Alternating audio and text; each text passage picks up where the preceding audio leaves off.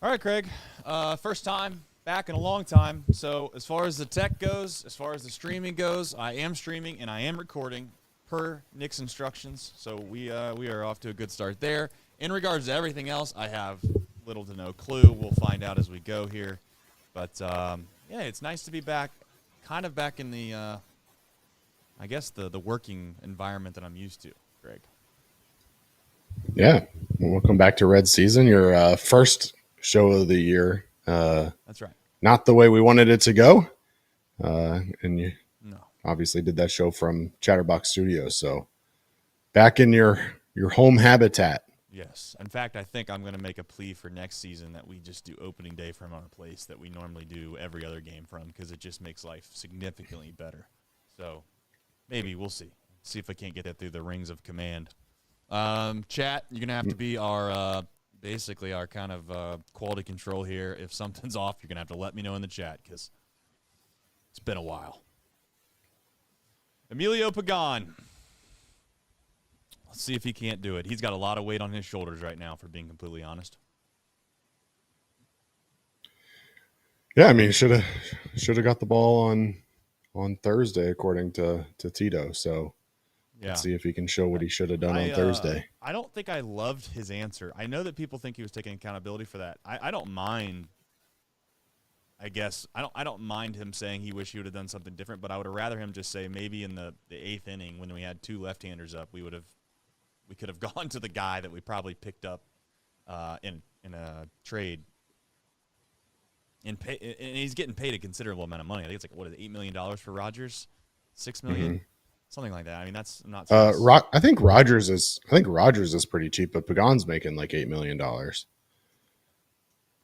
Some people in the YouTube chat saying your mic is cracking. I'm hearing it a little bit, but cracking. They might be hearing it a little bit more. Okay. I don't know if you want to try and unplug your XLR and replug it in or what. Here. I'll see what I can do. How about that? We're gonna see what we can do. We're gonna go. Yeah, Taylor Rogers will receive $6 million in cash from the Giants to offset half of Rogers' $12 million salary. So the Reds are paying him $6 million this year. Good amount of money. Yep. Back getting $12 million theoretically. Yep. Yeah, he's getting good money still. Yeah. He is. I turned my device down a lot. When I pump this up, maybe. That doesn't seem like it fixes it.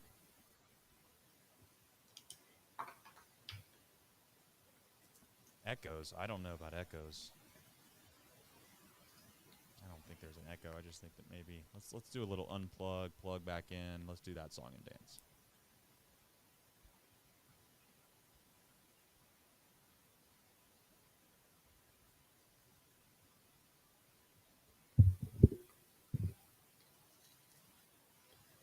Pagan gets Matt Chapman to pop out to second baseman Matt McLain, bringing up Wilmer Flores, the hero of Thursday's game for the Giants, swing and a miss in an 0-2 count.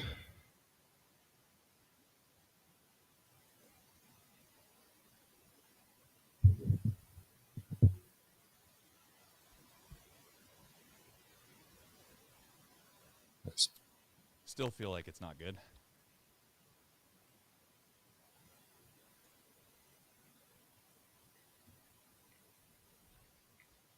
All right.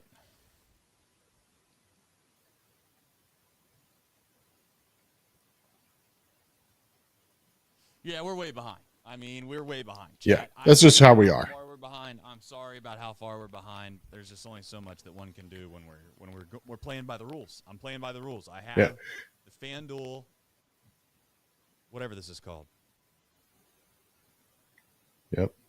FanDuel Sports Network app, which means that I'm delayed to start with because I'm watching on streaming instead of on cable like you all are. Plus, YouTube is delayed as a whole. So between the two of us, yeah, we're probably 15 to 20 seconds behind you guys, if not more. Two outs. All right. I am going to try to see if this works, chat. If it doesn't, it's just we're going to have to figure it out another day, and I'm going to have to push on. And I'm not going to say nothing. Mouse Cop, I'm not going to say nothing. I'm trying to do a quality control here.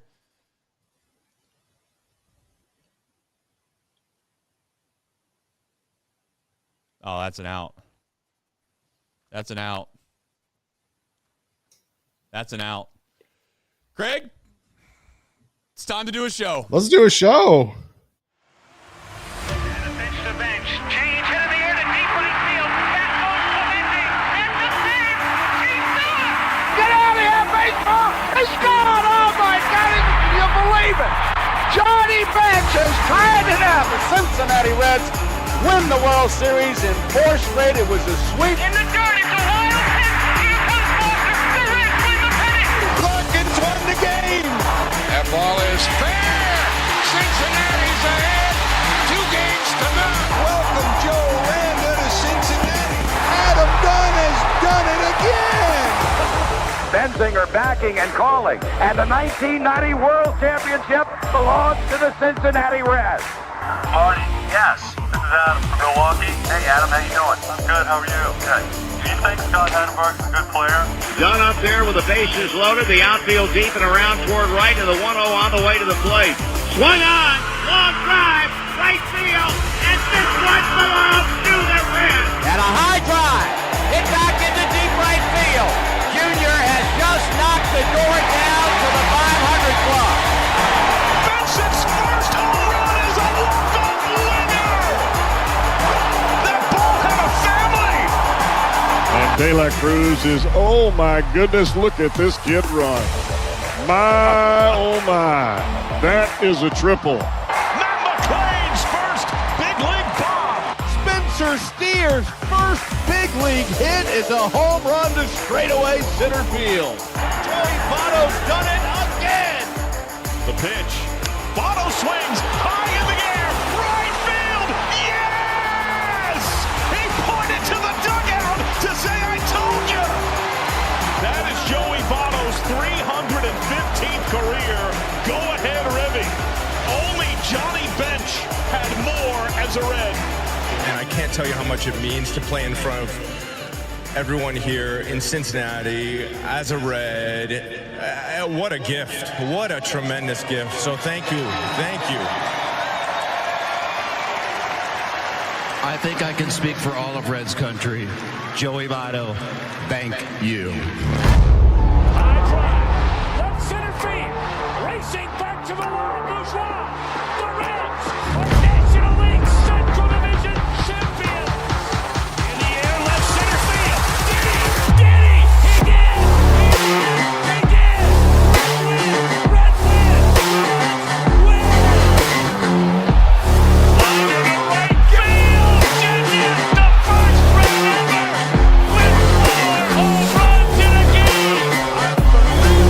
Can you believe it? In the air, down the right field line, does it have a chance? The Reds have won on a 3-run home run on opening day by Ramon Hernandez. A strike away and out away is Homer Bailey. Ground ball to third. Frazier gloves. Throw to first, and Homer Bailey, for the second time in his major league career, has tossed a no-hitter. Oh, gosh. Are you kidding me? Holy Moses, the second player in major league history to hit 7 home runs in the first 10 games. In the air, and the Reds win it. What a dream to get into the career of Jay Bruce. All right, Craig. I am hopeful that my microphone's better. If it's not, I don't know where to go. I don't know what to do. It's too late in the game to get to ourselves into a point now where I'm trying to scramble around and do tech things in the middle of also trying to process what I just witnessed, which was a lot of great things. And to be honest, Craig, this is doubling down on really the same things that we've seen on opening day.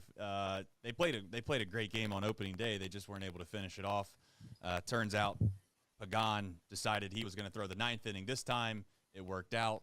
Seems like Pagan's probably going to be more or less the closer until we figure out maybe another opportunity for someone else down the stretch. But Craig, your overall thoughts here before we get started?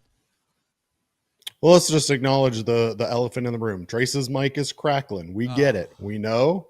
Appreciate it, YouTube chat. We're just going to have to power through. I feel like I'm professional enough to handle this as a commentator. I hope you're professional enough to handle it as a viewer. But yeah, very similar storyline to yesterday, Trace. I mean, close game throughout. Bullpen today, able to shut it down and close it out for the Reds to pick up the 3-2 victory. Yeah, I'm going to do my best here to try to do this on the fly. I feel like as I turn myself up, the crackling's just going to get worse. I have some small technical issue going on right now that I just can't fix at this very moment, okay? So if it's unwatchable, I'm going to first openly apologize. Nick's going to get mad at me already because he's going to have to try to do some miracle podcast version of this. I'm just going to openly say we didn't have spring training, okay? We didn't have spring training. This is our spring training, and for some, maybe this is your first time watching the show. I can promise you it gets better than this. Craig, jump us into the box score recap presented by. Well, let me just say, Trey, some of us did content during spring training. I know you weren't really a part of much of it, but some of us did. Steer, okay, I'm like Spencer Steer. I've been a little hobbled. I've not got a lot of opportunities. The first time, everybody just shoves me out here. Craig, Nick's like, you know what? You got it. You're gonna do it with Craig solo. You run the graphics, you stream it, you record it, and oh, by the way, if you got a microphone problem, you're gonna have to figure that too out on the fly. So you know what? Maybe I'm like Spencer Steer. I'd like to think my better days are ahead of me. Well, look, for those Chatterbox faithful, they know we got Big League Paul, and now we got Big League Trace. Only coming in for the regular season games. If he's got other stuff going on, so be it. We're just going to have to deal with it. But you know what? I'm going to give you a 90-second or less box score recap. Last year they got long. I got yelled at. I got told, keep it short, Craig. So let's see if I can do it.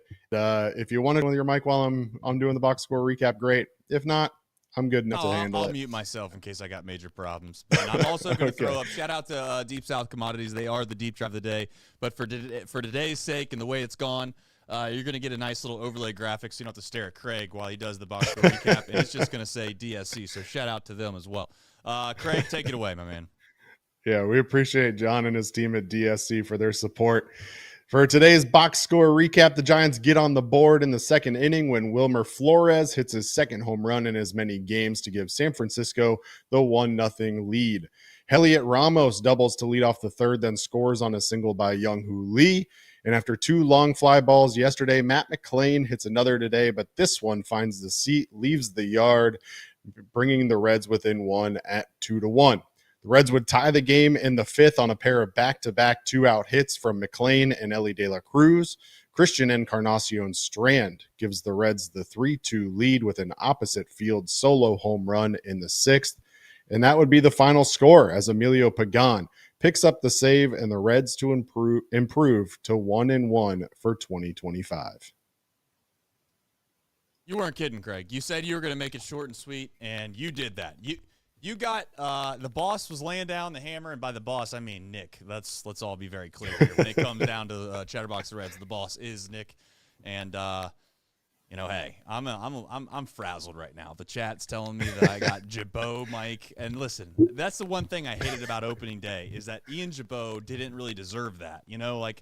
I felt like that was a little unfair to him. Now, to be fair, if he would have saved the game, I guess he would have been a hero. But it just felt like we were kind of throwing him out there to the wolves per se. All right. Well, look, let's do this. Again, being the professional that I am, even if we don't have a graphic ready, let's give DSC their deep drive of the game. All right. Go ahead. Deep drive of the game today. Yeah, absolutely. In the sixth inning, Christian Encarnacion Strand is today's deep drive of the game. He hit a ball 103.6 miles per hour with a 25-degree launch angle. That adds up to 354-foot home run to right field. It was an increase in win percentage probability of 18.4%, bringing the Reds' probability to 72.5%. And as we all know, that turned into 100%, and they pick up the dub.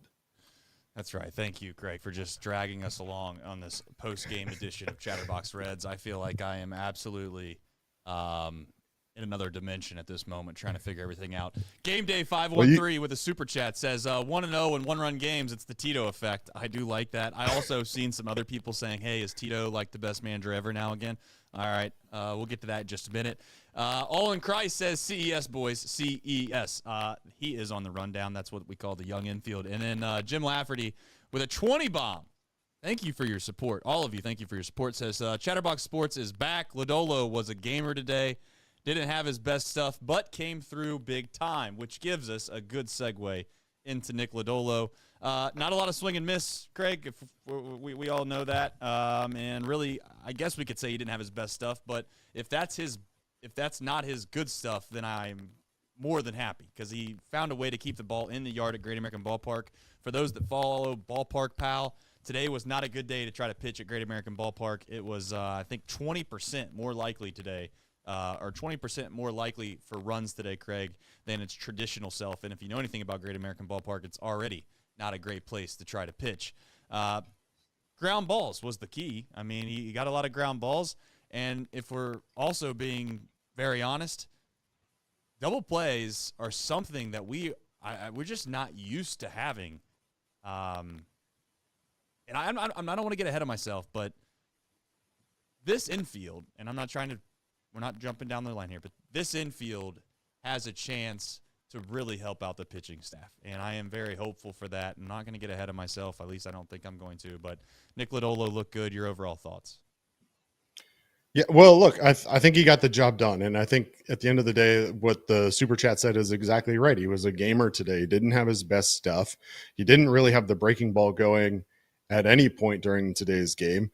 And ends today with only one strikeout, which, Trace, I know you'll be shocked to hear this, is a career low for him. So, he in all of his career starts has never finished a game with only one strikeout, even games that he left with a injury or otherwise. So definitely didn't have his best stuff, but at one point there in the later to middle innings, I think had 7 straight ground ball outs, retired. If my math will serve me right, somewhere in the range of 8 straight giants, 7 of which were on a ground ball.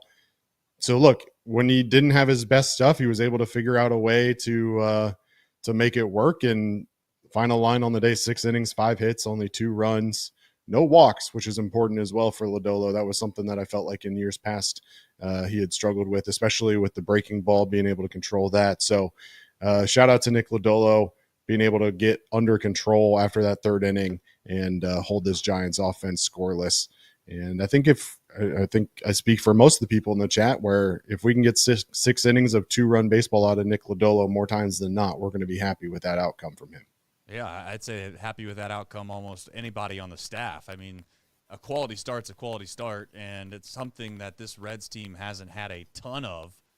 1 through 5, and I think that when you hang your hat on something that's probably going to get this team through possibly to the postseason, if there's going to be such a thing, it's going to be like today where you have a starting pitcher who might not have his quote-unquote best stuff, but still gives the team a pretty good chance to win.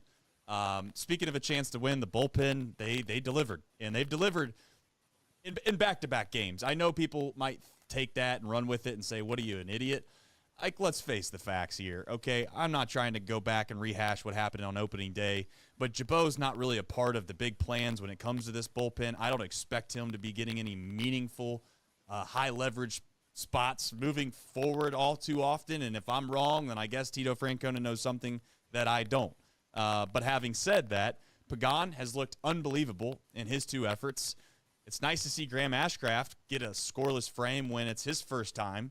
And then more so, Santillan looks the part as well. So there's still a good amount of guys that we've not seen, Craig. It's only 2 games. So, again, you got to try to tame yourself. You wait all offseason to finally see some baseball. You get a couple games under your belt, and you're just ready to make huge proclamations like I might have done already on Matt McLain. But your overall thoughts, I guess, just with the bullpen and the way that guys have looked. It's not like they've loaded the bases and gotten out of it. They've handled their business. Yeah, I mean, today again handled their business. The one single given up by Graham Ashcraft to Tyler Fitzpatrick, the only hit allowed by the bullpen today. Look, Emilio Pagan's a guy that came into this season with 33 career saves, so it's not like he's never been in this situation before. And so comes in calm, cool, collected, gets 3 really quick outs, 3 fly balls, and does exactly what Emilio Pagan does. And so if until Alexis Diaz is ready to return, I think you have to feel pretty comfortable with Emilio Pagan in that role. And we can talk a little bit about Tito's comments from Thursday if we want to, but the truth of the matter is that you've got guys like Emilio Pagan and like Rogers who have experience at the end of games being able to shut teams down and close out ball games. So whether it's Emilio Pagan or Rogers, or even if Graham Ashcraft develops into that, I think you have to feel pretty good about your back end of the back end of the bullpen guys in terms of what you have. The question for this bullpen will be those middle of the inning guys in terms of can Sam Maul overcome his struggles from spring training. He looked good in a Reds uniform the last 2 years, but struggled this spring. Who's going to be your long reliever? Is that Suter? Is it Ashcraft? Is it somebody else?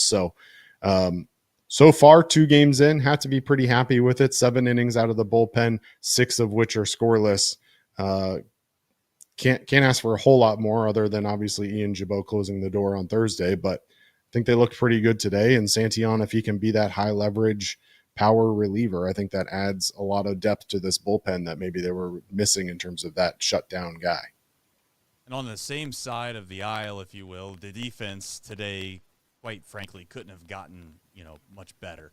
I think the only one that I can think back on, and I didn't see every single pitch, every single out, so if there was one off chance that I missed one of the outs, I apologize for someone getting on me about this. But Espinal, unbelievably hard hit ball right at him. I know it just kind of took a tough, kind of had top spin, took a tough hop that went over his glove. But outside of that, I mean, they made every single play possible. CES, nice to see him make a good play. Nick's been a guy that has said this time and time again. He thinks CES, if given elongated chance at first base, will deliver on the defensive side, which we all know what CES's pop and power and his 80-grade power can do from the offensive side. But I think when I watched today's game, it made me realize what we've been missing for a quite considerable amount of time. And I know I made a little ingest. I think sometimes my bad humor doesn't get taken as humor on the internet from time to time, and that's fine because sometimes it's nice to see engagement regardless. I don't think that Matt McLain is as good as Brandon Phillips yet, to be honest, Craig. But it's been so long. It's been so long since we've seen somebody play such great defense at second base. I went out and just said that he's the best second baseman since Joe Morgan, which I don't really believe that. But, hey, if people want to run with that right now, go ahead. Elly, McLain, you can't move them. You can't move them under any circumstance. I know that you might at one time be like, hey, Craig, we really need to fit a guy. This Arroyo, let's just say, comes up and he's, it's like he's unbelievable. I don't care. Then stick him at third base. I'm not messing with the two of those because they also have a little chemistry. You might believe in that. You might not.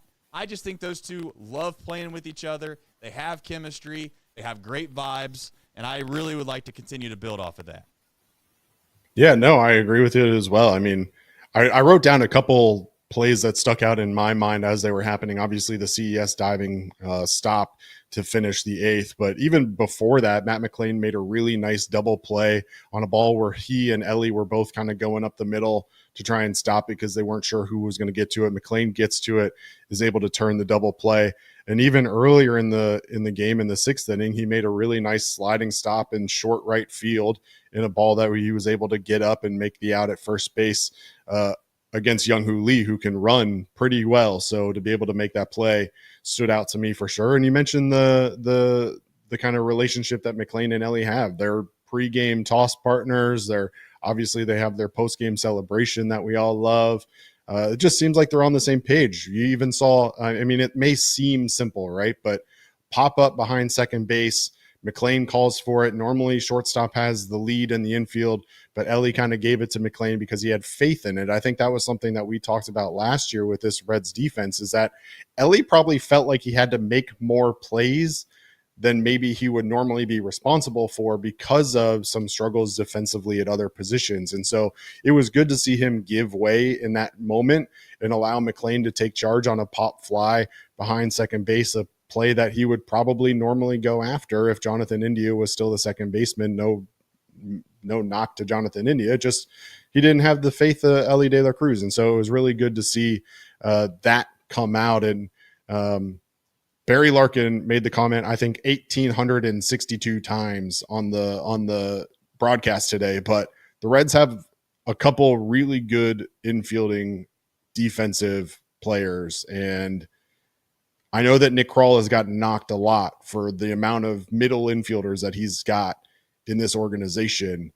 But when you look at defensively what this Reds team has done so far in 2025, and we know that Tito values defense significantly, it just shows what Nick Krall is trying to build and why he's trying to build it. Because when you have guys like Nick Lodolo, who's trying to get a lot of ground balls, having a infield behind him that you feel comfortable in that role gives a lot more confidence to that pitcher to be able to go out and actually look for those ground balls rather than having to try and go for a strikeout every at bat. So one strikeout today, maybe that's an inclination of what we'll see in the future because of the faith that this Reds team has in this infield defensively. Listen, I think it's easy to sit here and proclaim that you get a lot of benefits from things that you can't quantify. But I do think when you play good defense, it just lends itself to a better vibe overall. And when it comes to a multitude of things, one of those is when you come in to pitch, you feel like if you throw strikes and you let guys put the ball in play, more times than not, it's going to go your way.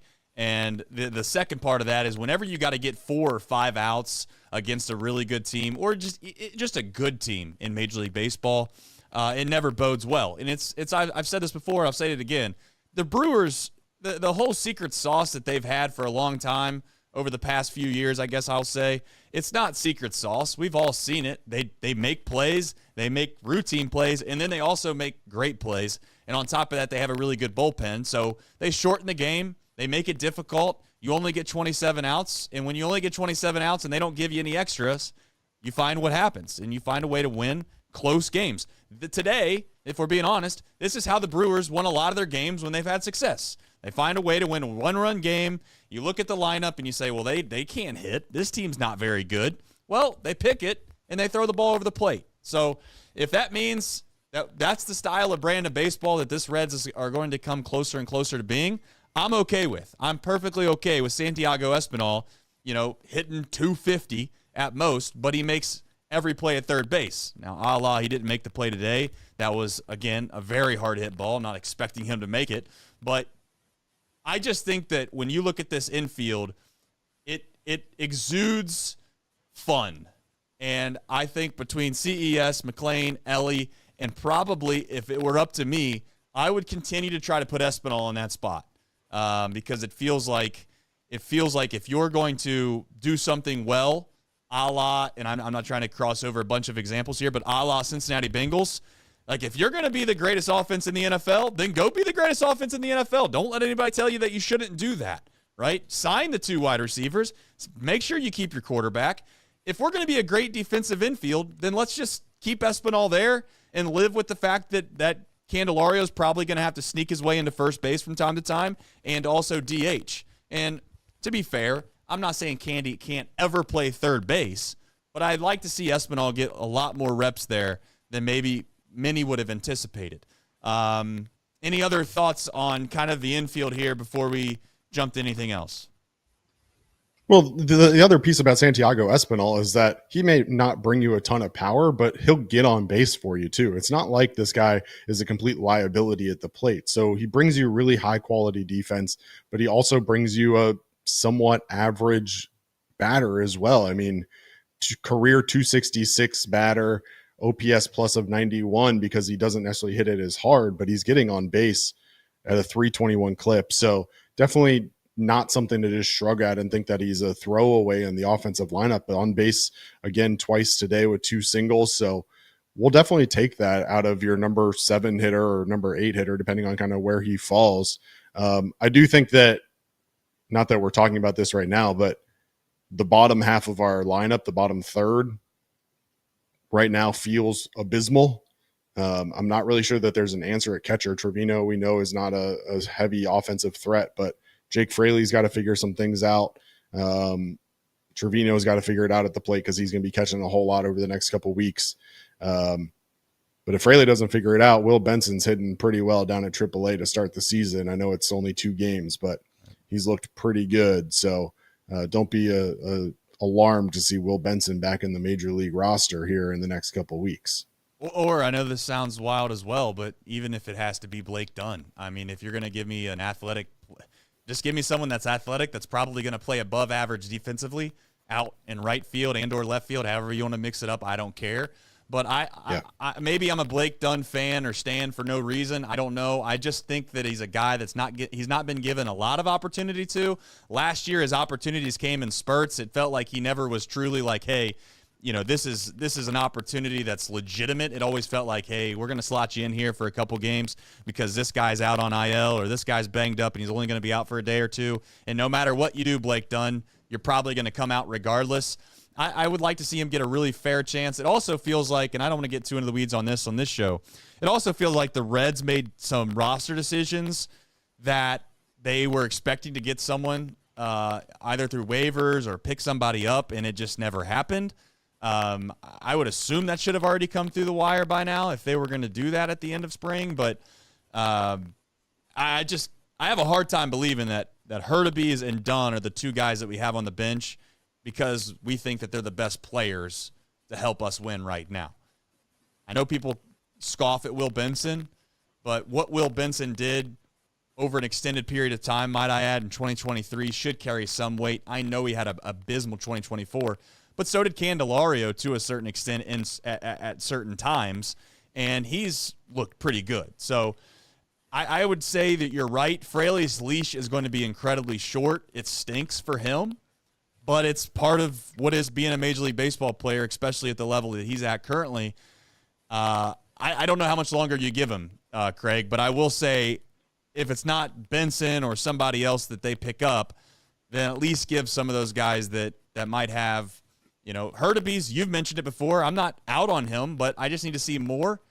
And Fraley, I need to see him hit some balls hard more than anything, right? Like, he doesn't look competitive. The same way Steer on opening day didn't look very competitive.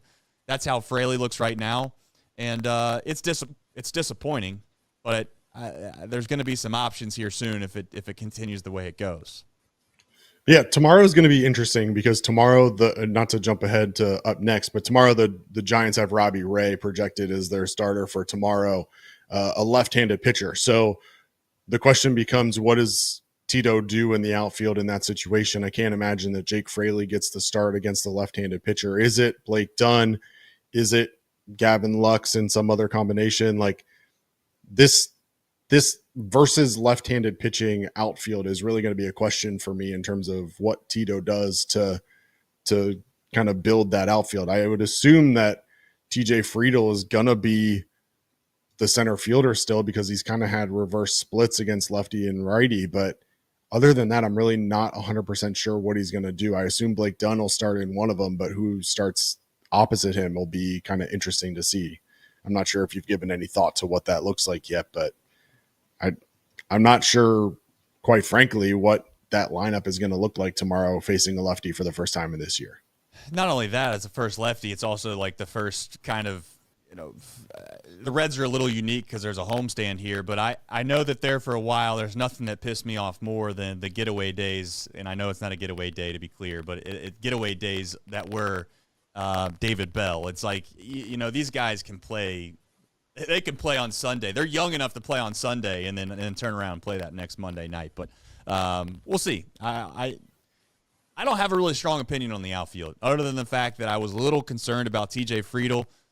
That, fortunately, right now is kind of subsided for me, and I guess we'll wait and find out. We knew that the outfield corner spots were what they were, and I guess we're going to have to wait and see kind of how that all shakes out. So, yeah, I don't know. It's not going to be Spencer Steer. So do we see Santiago Espinal in the outfield again?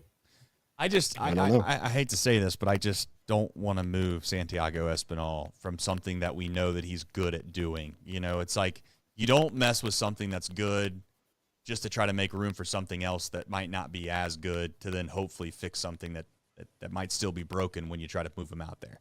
Espinal, although I think he is a great defensive third baseman, second baseman, shortstop, infielder, that doesn't mean he's going to be a great outfielder. You know, like there's no guarantees there. So we'll ultimately see tomorrow. We get to find out, Craig, in a short order. Yeah, I think, Spencer Steer's going to be back in at DH tomorrow. My gut is telling me Jeimer will be at third, and then CES will be at first, and then you'll have Espinal in the outfield. But yeah, we'll see tomorrow morning what Tito ends up doing in that role. So be interesting.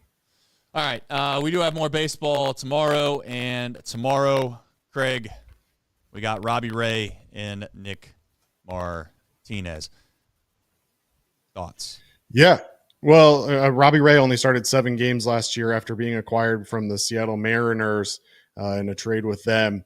Was 3-2 with a 4.70 ERA. Like I mentioned, the first lefty matchup for this Reds squad in 2025. So not 100% sure how Tito will manage that. Nick Martinez, on the other hand, 42 appearances last year for the Reds, 16 starts, 10-7 record with a 3.1 ERA. Was really good in that starting role, and looking forward to him continuing the hot start that he had in spring training this year. Look, a guy that you're paying $20+ million to, so he's got big expectations for 2025. I'm looking forward to seeing him for the first time this year. Nick Martinez is going to be a little bit of a lightning rod in this town, and I hope it's in a good way, because he's going to be, if for whatever reason this is how it goes, maybe in every other town, I don't live in every other town, but I know in this town, when you get paid a little bit of money, Craig, all of a sudden, next thing you know, you have absolute bullseyes on your back when it comes to your performance. And it happened to even guys that were as unbelievable and great as Joey Votto. I remember people were talking about how much money he made, and it's like, well, he's also performing, so perhaps we should look at that. It's the way of the land, I guess, which is when you get paid, you're going to have a bullseye on your back. Hopefully Nick Martinez delivers. I think, as I've said before, I'll say it again, Nick Martinez has a chance to be one of the X factors on this team, regardless whether it's going to be a starting role or some point, if everything goes, I think, perfect, Craig. And I say perfect as in not to say that I don't think Nick Martinez can be a starter, but I think this team is at its best when one of these other guys comes back and bumps him out of the starting rotation and he finds himself slotted into high leverage positions, multiple inning possibilities out of the bullpen. So my microphone is probably messed up. I don't know what it sounds like. I have no clue how this show went. All I know is that we had a show, and I appreciate everybody tuning in as always. I know that there's supposed to be a dunk. I got to be honest. There's a lot of things. I'm looking around right now, trying to figure out why they're not working. There's a lot of things not working right now. But I'm not going to get blamed for something that could possibly happen that's not good, which means if I don't dunk a basketball on this show, there's going to be people that are DMing me, heaven forbid, leaving me comments on YouTube saying it's my fault the Reds lost on Sunday because you didn't dunk a basketball. I also want to openly say, not to out my age, but I'm 36 years old. I don't know how many more years I can dunk a basketball on a mini hoop. All right, I wake up, Craig, and I start to not feel as good as I did the day before. So I'm a little worried about my health as I continue to do this. I also want to say I'm working on here, let's just do it. We'll do it. Why not? We'll do it right now. I'll show everybody what's going on. I wanted to make sure I got my favorite team. Oh, that's on the opposite side on the camera. My favorite team, the best team that there ever was assembled, the Big Red Machine back here. I also have in the lower left-hand corner the Sunday in Oakland lineup card. That will be buried with me when I'm 6 feet under. My wife, my kids, they have permission to put that lineup card in the grave with me. I'll take it to my deathbed, and something fell off the wall, so I'll have to fix that. But other than that, things are going great around here. Things are going fantastic, except for the camera I planned on using for the dunk isn't working. So what I'm going to do is I'm going to throw it to Craig. He's going to talk about something. and I'm going to try to fix this camera that's here, and I'm going to switch it over, and we're going to make hell of it, okay? So we'll see how this goes. Craig, I don't know if you've ever seen, like, On the Spot, but let's have some fun. You ready? Talk about something now. Well, we can talk about the empty box back here. We'll just ignore that. But Nick's probably going to be mad at me for this because I think he was ready to like do away with this whole bit. But since Trace has thrown it to me to fill time, I guess I have to fill some time with the infamous pillow. So for the first time in 2025, Nicolas Cage is back. Trace is 36. I'm 38. Look, it is what it is. We're gonna battle through all of this. We got creaks and cracks in our body, all of our bones, our joints. I'm sure Trace has dealt with bigger cracks than the microphone. So what the hell's that mean? Listen, I'm old too. I'm trying to work out. I got in shape, lost a lot of weight. Now it's time to get a little bit more. You're looking good, Craig. In shape, and started to do some workouts, some like body weight squats and stuff, and just like literally every time I go down and come back up, it just crack every single time. So it is what it is. I've been listening to my body crack for a while now, and listening to Trace's microphone crack for 45 minutes, not the end of the world. So hopefully Nick is going to be so pissed. Nick is going to be so pissed. And by the way, if you're ever in need, text and or call 988. I will also send that to Nick as he tries to edit this podcast. I'm going to apologize profusely because I don't know why my microphone's cracking. I have zero clue. Something with technology. Also, the OG chat is going to be all over me. They're going to be all over me because there's one thing that I didn't do, and I had 365 days to do it, and I am not embarrassed by it. No shame in my game, folks. Here we go. Turns out I got to turn on the hold on. Yeah. I got to turn on. I have to switch cameras here. Yeah, I'm going to have to turn, but I'm also going to have to do this. This is the problem, is when it's your first time. Here, hold on one second. And now I'm ready to go for the rest of the season.